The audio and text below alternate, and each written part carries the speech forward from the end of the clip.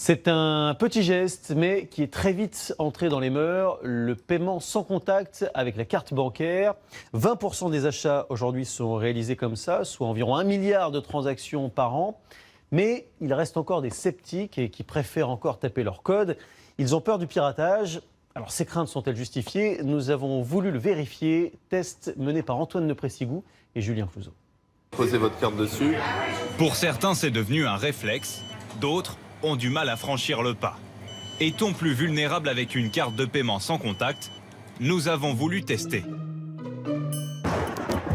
Première constatation, voler une personne avec un terminal de paiement, c'est possible. Mais la machine transfère l'argent sur un compte bancaire nominatif. Ce serait une très mauvaise idée.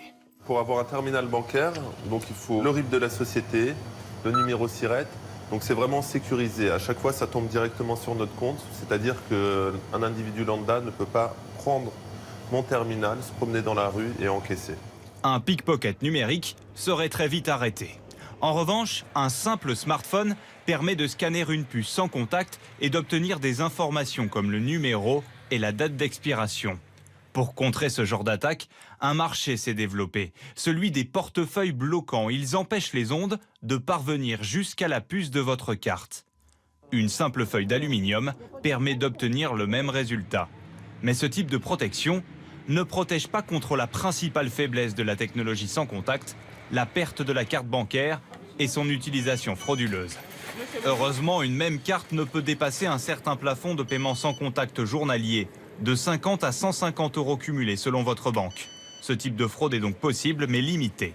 Pour nous, ça représente 0,007% des transactions.